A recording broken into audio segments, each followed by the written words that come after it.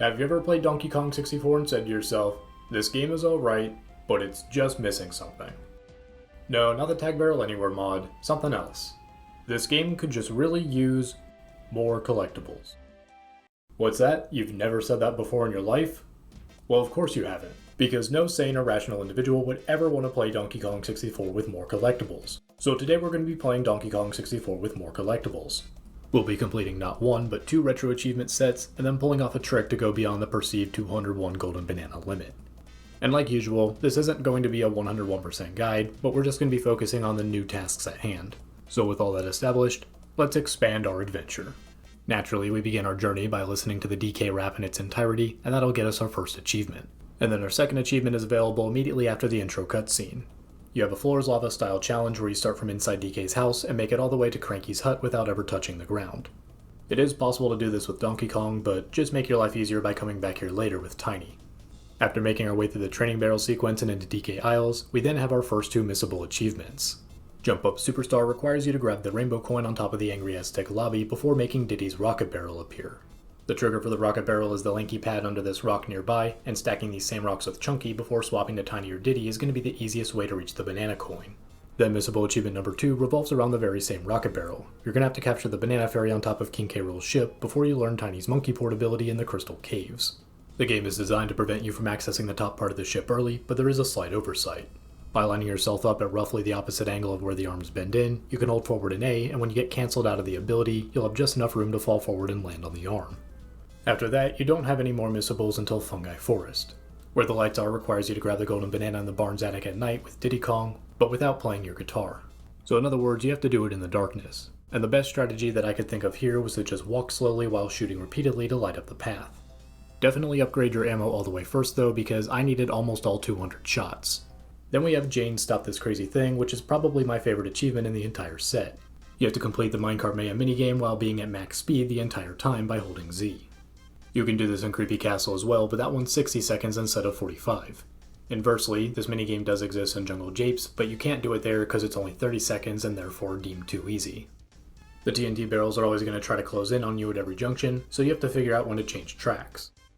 If you lure the barrels to the outer tracks, it grants you more free time as you escape from them, but you have to commit for a longer period of time, so you may get trapped if you stay there too long. Inversely, the inner tracks are going to grant you more escape routes and flexibility, but you have to react much faster since the revolution times are going to be shorter for you in the barrels. Since everything is at a constant speed, you could just memorize a pattern to steer clear for the entire duration, but I didn't need to go that far. Overall, great achievement and I had a lot of fun on this one.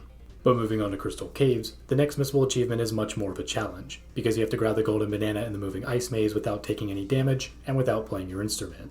If there's ever a time to back up your save files, it's now, because there is a very low, but non-0% chance that you could take damage right at the very end and then get knocked back into the banana, which in turn would cause the game to autosave, meaning you'd have to do a second run just for one achievement.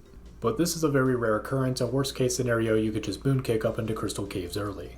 So returning to the task at hand, there are 3 main components to this challenge. You're going to have to learn the exact spot where the camera angle change occurs, you're going to have to learn the timing for when the maze reverses direction, and you're going to have to get a feel for how far up or down you need to pivot along each bend. And as difficult as this achievement was, starting off with my initial attempts looking pretty hopeless before gradually improving on to finally overcome it, was incredibly satisfying. And then the other missable achievement in Crystal Caves isn't even that much of a challenge, but rather just a small artificial restriction.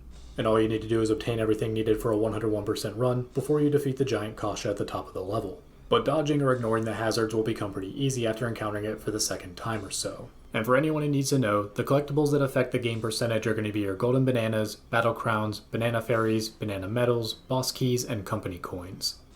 So as far as 101% and in turn this achievement goes, you don't have to worry about collecting all the banana coins, and you don't have to worry about collecting the colored bananas after you get the medal at 75. Which means that our final 3 missable achievements are all tied to Hideout Helm, but really 2 of them won't be too much of an issue for you. The one new major challenge that you're going to face here is Lay Down Your Arms, which requires you to complete the Shockwave Showdown Battle Crown Arena without defeating a single enemy. Whenever you jump, you're going to want to do an aerial attack to maximize your hang time, and running around in wide circles is usually going to be the best way to minimize the number of shockwave attacks that the Cosplats use.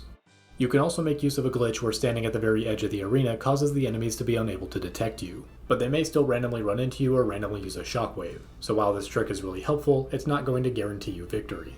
The difficulty is going to spike in the final seconds because a third Kasplat is going to spawn, which brings us into our final tip. You are allowed to jump on their heads, you're just not allowed to defeat them. So if you spend the final seconds just stun locking them, you'll be able to hold out until the bell rings. Easier said than done though, because this one will take multiple attempts. And then the final 2 missable achievements are going to be for getting everything needed for 101% in Hideout Helm, and then the full game 101%. And most people have no idea that these are even missable, but there's a rather nasty glitch where if you unlock the banana medals here in Hideout Helm, but then leave the level or die without collecting them, they become permanently unobtainable. So just do what you normally would and collect them the moment you unlock them. And a final note on missables, I have no clue if the cheats menu messes with your ability to get the banana coins achievement, so I would say just don't touch that. So moving on to our next achievement category, Damageless bosses. Not only are the first 2 boss battles really easy to do damageless, but fundamentally it's the exact same thing. Dodge fireballs, throw barrels, and then after 3 hits you win. For Armadillo you can just run to the wall to avoid getting crushed, and then for Dogadon you just have to be mindful of the camera change.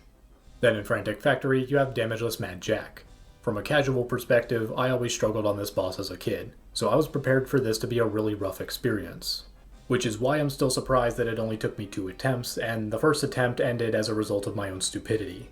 And the big thing that I noticed that I never realized as a kid is that Mad Jack actually has 2 different jump attacks. He has a fast jump when he's trying to close the distance on you, but when he's about to land on your platform, he has a slower jump attack. So it's explicitly designed for you to have enough room to get away by twirling to each square as you go in circles. Then for rounds 4 and 5 when he starts using the laser, you just have to time it so that it hits the platform you're about to leave rather than the platform you're about to land on. And a final important note is that falling off the platforms don't induce damage. So if you don't think you're going to reach the switch in time or you're worried that you're going to get hit by the laser, you can just fall off and restart the round. But while Mad Jack was the boss that I struggled on as a kid only to destroy in the Damageless challenge, moving on to Gloomy Galleon, Puftoss was the complete opposite. Because I never struggled on this boss casually as a kid, but trying to do Damageless, he destroyed me repeatedly. Also, I'm going to give a flashing lights warning. I don't remember the flickering ever being this bad as a kid, but wow, it was pretty rough on my eyes. So the first major challenge is of course getting used to the boat controls, because you're pretty much going to have to remain in constant motion at top speed at all times to avoid things such as the fireballs and mini pufferfish. And making a U-turn is almost always a death sentence for a damageless run, so you're better off just letting the timer expire and redoing the round. I would consider the shockwaves to be the hardest part of the challenge, but you can just go all the way to the outside to avoid them. Interestingly enough though, this battle becomes slightly easier in the final 2 rounds because the shockwave attacks will stop. And again, as long as you maintain your top speed and don't reverse, you shouldn't have to worry about the fireball rain or mini pufferfish ever hitting you. But even with a deep understanding of the mechanics, this damageless challenge was much easier said than done, especially because the flickering lights were just absolutely destroying my eyes. This one achievement took me about an hour and a half, and now that it's done, I never want to do it again. But thankfully the next 2 damageless bosses are so much easier, and I got them both on my first try. For the Dogadon rematch, the fireball dodging is exactly the same, and if you're quick with throwing the barrels, you'll never have to worry about the shockwaves. So the only new attack that you need to worry about is the giant wall of fire, and all you have to do is grab the ledge and hang on until it passes by. Then the rematch with Armadillo is ultimately the same deal. The fireball dodging is exactly the same, the shockwaves are ultimately a non-issue, and then you just have one new major attack to worry about, in this case a homing missile. It'll circle around and chase you repeatedly, but the easiest way to defeat it is to just let it run right into the barrel. But enjoy those freebies while they last, because King Cutout is next. Not only do you have to deal with annoying flashing lights again, but you can't take damage or miss a cannon shot, and this boss takes 9 hits to defeat. Though at least that first hit is free at the very beginning since you can just immediately run up. The biggest threat to your damageless run is whenever you swim back to the center platform after each hit. I personally never had any issue with the pufferfish, but you are the most vulnerable to being hit by the lasers when you're in the water. Jumping out of the water to dodge the lasers helped, but be careful not to accidentally begin swimming underwater. Once you make it back to the center platform, as long as you maintain constant motion, you shouldn't have to worry about the lasers hitting you. And keeping the camera centered behind me made it easier to dodge. Phase 2 isn't any harder than Phase 1 once you realize that the fake cutout is a darker shade, and then for Phase 3, he'll alternate between firing the lasers twice and doing 6 rapid pop-ups in a counterclockwise motion. So while keeping the camera centered behind me made dodging the lasers easier, zooming all the way out for the pop-up phase makes lining up the shot easier. And thankfully this achievement will pop right after the final hit and not when you grab the key, so you don't have to worry about defeating him and then getting hit by a pufferfish on the swim back. After securing this achievement, we still have the Damageless King K. Rool fight, but because that's the ultimate challenge of this set, we're going to save it for the very end. Which means that for now we're moving on to our next category of retro achievements for this set, Games Within Games. We head back to Frantic Factory and make our way to the Donkey Kong Arcade. After you earn both the Golden Banana and Nintendo Coin, your third challenge will be to get at least 30,000 points. You don't have to become a pro or anything, but you do have to generally understand the mechanics of an entirely separate game. But really though, it just boils down to grabbing all the collectibles, grabbing all the hammers to smash enemies, and completing each level reasonably fast. And even though I lost a life, I still earned enough points to pop the achievement before completing the game. So while it's not an easy task, it's nowhere near as hard as I thought it would be. Then, as many of you likely predicted, a high score challenge for Donkey Kong means that there's one for Jetpac too. But this one can be obtained on the same run as the rare coin, and there's a slow but steady cheese strat too. In level 1, if you hang out in the upper right corner and hold the fire button, nothing can actually hurt you. But if you only use that technique, then you're going to be here for a long time. So a better compromise is to either master the level 1 difficulty and keep collecting the items that drop, or by speedrunning to level 3 where you have a better balance between the difficulty of enemies and the points earned per enemy destroyed. Combine all of that with the fact that you only need 15,000 points this time instead of 30, and this one didn't take nearly as long. But this category of achievement still isn't over yet, because after you get 6 banana fairies, you unlock the bonus arenas, something that many of you likely never even touched before. The Enguarde arena isn't hard at all. 200 points for the achievement means that you can't just sit in place, but as long as you can jump up and reach the higher scoring stars in the air, you just have to casually complete a few laps, and then you'll have this in no time. But the Rambi arena is a completely different story. This one ended up being so hard that they had to lower the score requirement for the achievement from 200 points to 175. And I would even go as far as to say that this was harder than most, if not all, of the Damageless bosses. So to break down the scoring mechanics, blue beavers are worth 2 points and gold beavers are worth 10. By stringing a combo together, the total points of the beavers are added up before a ×2 multiplier is added to the very end. So to make things perfectly clear, for any combo involving the golden beaver, it doesn't matter where in the combo you defeat it. And if you defeat the golden beaver shortly after it spawns each time, then you just barely have enough time to score 3 golden beaver combos per run. Additionally, even though Rambi has a charge attack, it's not only not needed, but also recommended to never use, because he auto-charges upon defeating an enemy similar to Donkey Kong Country. And this is where the crux of the challenge lies. Getting a grasp on actually controlling him as he's auto-charging during the string of combos is rough. Which brings us into the final and most important tip for anyone trying this: the beavers will gladly charge into you to their own demise. So the easiest way for me to actually score a combo was to round up an entire horde before blasting through them all at once. You effectively need to get 3 decent golden beaver combos, along with periodic individual hits in between to even stand a chance of actually getting the high score achievement. I'll say it again, this was one of the hardest challenges for me, and I found most if not all of the Damageless bosses to be easier than the Rambi challenge. But moving on, we're still not done with this category of achievement, because after getting every single blueprint, we can access the bonus minigames at Snai's HQ. And here we're going to have 2 minigames tied to achievements. The first one is for Batty Barrel Bandit, which for some reason is called Bonkers Barrel Bandit in the selection menu only. Kinda weird, I never noticed that before. But anyways, you're going to have to line up 4 golden bananas on the slots 3 times. And if all of your attempts are reasonably well paced, then realistically you just barely have enough time to miss once. But what makes this challenge much easier is knowing what 6 repeating icons are going to be on each individual slot, so I went ahead and posted it up on the screen. But after completing this challenge, we have one final minigame achievement, and anyone who's going to be attempting this set is probably praying right now that it's not Beaver Bother. Because Beaver Bother is such a notoriously broken minigame that as a content creator discussing Donkey Kong 64, it is my civic duty to say fuck Beaver Bother. Which is why I regret to inform you that it is in fact not Beaver Bother. It's worse, because the final minigame achievement is tied to Crazy Kong Clamor. Now, as I say that, most of the viewers are going to fall into one of 2 groups.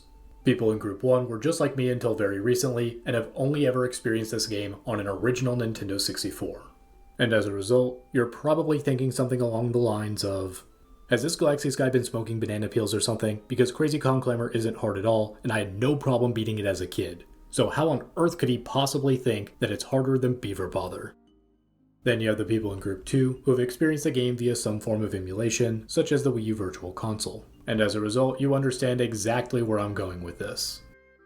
What happens when you 1. Design a game around adapting to lag, 2. Are in an area where it's assumed to always exist, and 3. Try to fix the game by removing that lag? The answer is that you completely break the natural order of things, and the timings will be all off. And as many of you have likely figured out by now, one of the most notorious examples of this is in Crazy Kong Clamor. You now need god tier reflexes to actually beat this minigame normally, because everything just moves so damn fast now. For players who are only doing a standard 101% run, this isn't a big deal because you can just pause the game and adapt accordingly. But if you're trying to get the retro achievement, it has to be done in Snai's HQ, where the pause button doesn't actually do anything. And you can't just fire at will because you'll be penalized if you hit one of the Kongs. Additionally, because I play retro achievements in hardcore mode, I'm not allowed to use save states or slowdown. With enough practice and a fine-tuned setup, I was eventually able to confirm that this can actually be done. but for only 5 imaginary internet points, it's definitely not worth it. Which gives you 2 other options. Option 1 is you pick a specific spot and wait for it to appear, which turns this into a game of luck and reaction time rather than full-blown reflexes. And then option number 2 is to cheat. Now, external pausing on its own isn't against the rules and it's not going to disable hardcore mode for you, which for many reasons is a good thing. But if you're going out of your way to abuse external pausing to make it easier to unlock a certain achievement, that absolutely is against the rules. And while an in-game cheese strat is considered fair game and is encouraged, an external cheese strat is not. And while I don't like to encourage cheating in retro achievements, when you look at the comments section, it's very much accepted that most people got this through external pause abuse, and I really don't blame anyone for doing so. Because that was my plan originally too, but then I found a configuration setting that made it a whole lot easier. Now in general, I'm not entirely opposed to making an achievement tied to this minigame, because I do like the idea of highlighting a notorious accuracy issue that even Nintendo themselves couldn't get right when they ported this game to the Wii U. But I would also much rather have this achievement tied to when you played the minigame in Crystal Caves instead, at the trade-off of giving less points. Because if it's pretty much accepted that pausing is the go-to strategy to complete this, I'd rather it be aligned with the form of pausing that's actually allowed and encouraged by the site. But moving on, we may be done with the minigame related achievements, but there's still one more thing to do here. Here on the minigame select screen, just press both A and B at the same time, and then you'll be warped to a test room. Shoot the balloon with DK to get an achievement, and then when you're done playing around, leaving is going to respawn you, so you'll have to reset the power. Then moving on to the tail end of our journey, we start wrapping up everything that we need for 101% in each level, but then we have 2 achievements that go beyond that. The first one will be for collecting all 3,500 regular colored bananas. While it will take a bit of time, it's not difficult by any means, because you know that each Kong has 100 in a level. You're also going to hear a jingle when you collect the 100th one, and you have a total screen tracking them too. But then we have an achievement for collecting all of the banana coins too. And there's a night and day difference between the structure for the regular bananas versus the banana coins. Because the banana coins aren't tracked on your total screen, all you really know is that once you upgrade every single Kong, you'll have a grand total of 814 coins among every single Kong once you get the achievement. Then to make things more complicated, certain upgrades can be purchased with any Kong, so you're not really going to remember who bought what or for how much. So with no way to determine which Kong is missing a coin or what level it's in, what you're going to end up doing is referring to the tracker created by Knocker Crazy, and then setting off on a very long treasure hunt, having every single Kong revisit every single level, checking off the boxes one by one, and just hoping that you pop this achievement sooner rather than later. So while the overall idea of going beyond 101% is generally a good one, the implementation for this one felt a bit rough. And the commonly proposed solution here is to just take this one achievement and break it down level by level, because that alone can drastically narrow down what you're actually missing. And looking at the comments in the forum post, this does appear to be the solution that'll be implemented in the future. So after wrapping that up, we now have the ultimate challenge of this set, which is defeating King K. Rool without taking any damage. And if you thought that Damageless Gruntilda from my Banjo-Kazooie video looked hard, this one is even harder. And on top of that, you have a much greater time loss for failed attempts because there's a cutscene that plays in between each phase. So to break it down phase by phase, at the very least DK's phase is pretty much free once you know the timings. Just hang out on the turnbuckles until the barrels appear, and then shoot at him when he stops punching. You'll wait 4 punches for the first hit, 5 for the second, 3 for the third, and 7 for the fourth. And if you end up losing count, you can just fire over his head to reset the timings. But then we have phase 2, which is Nintendo 64 era flight controls. Shoot the targets on the lights, and then hit them 4 times. After you finally get a hang of the flight controls, your next challenge will be the boxing glove. If you're closer to the lights, it's going to be easier for you to hit the targets, but harder for you to dodge the faster glove. Inversely, if you're further away, it's going to be harder to hit the targets, but the glove is going to get thrown much slower. Similar to Puftoss, remaining in a constant state of motion makes it really hard to ever actually get hit. But similar to Gruntilda, the easiest way to make it through this phase is going to be to manipulate where the attacks go. So what I like to do is hover in place with Z, and then wait for the release of the glove before rising, falling, or moving to where I need to get to next. And a final word of warning is that many of you may end up discovering a trick to hit both targets quickly, but I don't recommend it for Damageless because there is a risk of getting hit right out of the cutscene. For me personally, phase 2 is by far the hardest part, to the point where every time I actually made it past here, I thought that there was a genuine chance I could finally do the whole thing damageless. Moving on to phase 3, he cannot hurt you if you are standing in the corner. So as long as you take your time hitting the switches and throwing the barrels, and you don't put the banana directly in front of you before you call him over, then this is just another free phase for you because again, he cannot hurt you if you are standing in the corner. But then we move on to phase 4 with Tiny, and this is the other really hard part, because you're going to need some pretty good reflexes. Kind of. Hang out on the turnbuckle until the barrel appears, and then shrink down and enter the shoe. You'll alternate between dodging 5 attacks and shooting one of the toes. And because each toe requires one more hit than the previous one, you have to dodge 50 attacks for this phase. But thankfully there are 2 tricks available that you can use to get this on your very first try. The first one is that you can just look up the patterns that others have written down and then memorize it. And the second trick is that you can just pause. So if you're worried about memorizing 20 safe spots in a row for the fourth toe, you can just break it down every 5 or even just pause partway through just to reaffirm where you need to go next. And then there's Chunky. Once I made it this far for the first time in the Damageless challenge, I already knew that I had the achievement unlocked. Because once again, you're completely safe in the corner, and I've never struggled with the timings here. The one big thing you need to be aware of though is that when you first ground pound the switch, you're going to get a small cutscene. Which means that if you hit it at just the wrong time, you could end up getting hit right out of the cutscene. But the rest is straightforward because he can't hurt you in the corner or in the barrel. Which means that after many failed attempts, this brutally hard challenge is finally complete. And after those final few achievements unlock, we wind down with another retro achievement set. Because Donkey Kong 64 has a multiplayer subset too. You will need 2 controllers plugged in, but everything can be done solo. You can make it easier by mapping one controller to 2 ports, but Donkey Kong 64's multiplayer is a lot better than people give it credit for, so if you can find a second player, definitely do that. Most of the subset is pretty basic. You're just going to be experiencing every single game type, playing on every single map, and winning as every single character minus Crusha. Then you'll have 3 additional achievements in Monkey Smash for using 50 regular bullets, 30 homing bullets, and 10 grenades in a single match. And then lastly, you have 3 additional achievements in the battle arena. The first one is pretty straightforward, you're just going to collect 100 coins between every player in a coin horde match.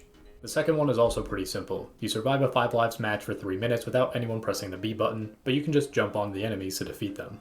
And then you have the Pacifist achievement, where you can't die or defeat an enemy for 3 minutes. Remember how in Shockwave Showdown I mentioned that you can stand at the very edge and then the enemy can't detect you? Well, oddly enough, you can do the same thing here, but it only takes a single Kong at the edge for the enemies to be unable to detect anybody. So especially if you're trying to do this subset solo, this is going to be the easiest way to get it done.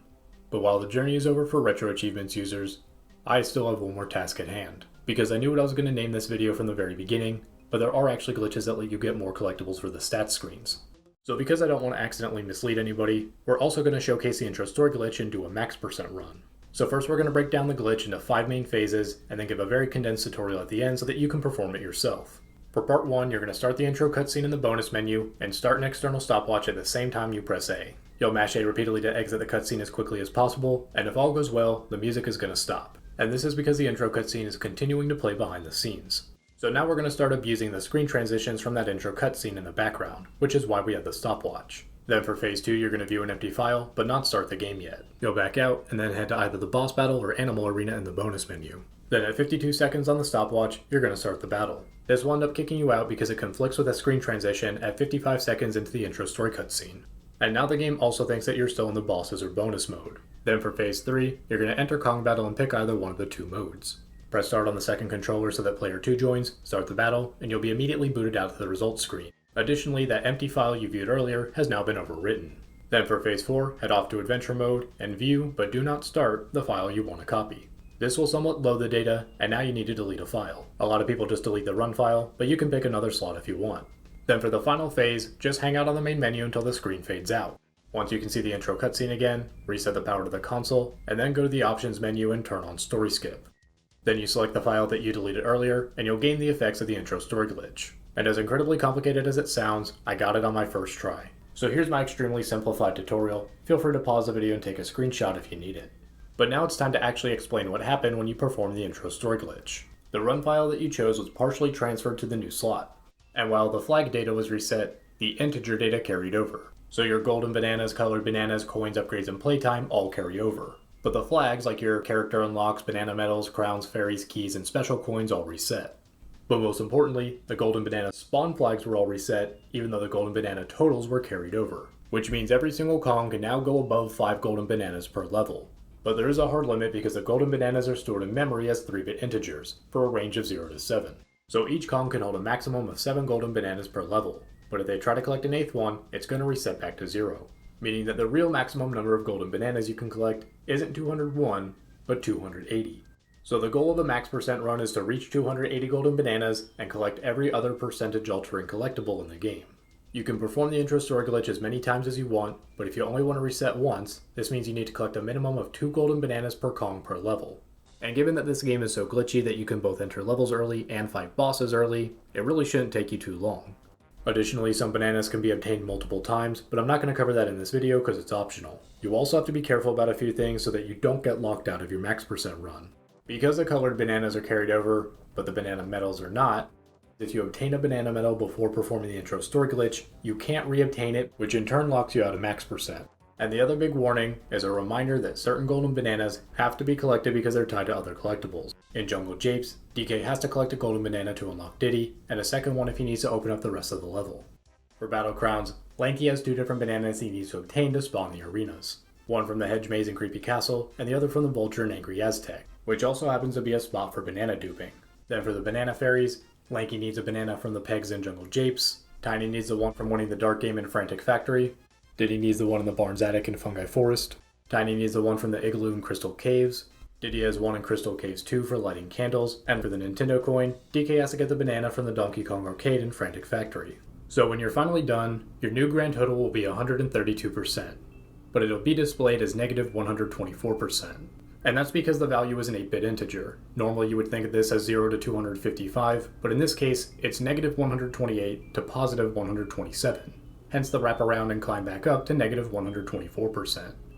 And with that, our Donkey Kong 64 with more collectibles journey is finally over. As a whole, Donkey Kong 64 is a game that executes a number of ideas well, but it also has some flaws that are just too big to ignore. And coincidentally, I would describe the RetroAchievements set in the same way. Within reason, of course, some of the big things I look for when playing a RetroAchievement set are the distinction between completion versus mastery, teaching players things about the game they otherwise might not have known, improving their overall abilities at the game, and occasionally getting creative with the challenges. And this set does check all of those boxes. And as an added bonus, even though I didn't use it, you are allowed to use the Tag Anywhere mod as a quality of life upgrade.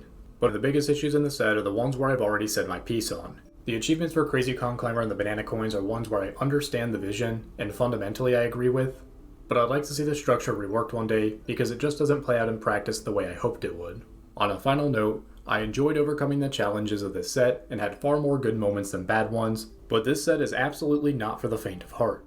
Even by RetroAchievement standards, this is a pretty difficult set, and so far it's the hardest one I've ever played. You're not just mastering one game, but multiple games and mini-games with different mechanics, all for a single set. The Damageless bosses are ultimately tough but fair, but 2 of them are pretty brutal. But if you're willing to commit to the set, or you can remember that achievements are always optional at the end of the day, then this set has a lot to offer you. Moving on to the subset, there's not too much to say other than the fact that one of the achievement names has a typo. I've always enjoyed the multiplayer in Donkey Kong 64, but the multiplayer subset is just free easy points at the end of the day. On a related note, if there's ever a game that would benefit from having a glitch showcase as a subset, it's Donkey Kong 64. So I was a little surprised to see that one hasn't actually been made yet. There are a few hacks with achievement sets though, and I'll be sure to check those out too one day. But for now, it's time to take a break from the game and move on to the next major set, Majora's Mask. And this one will have to be broken up into more than one video. So until next time,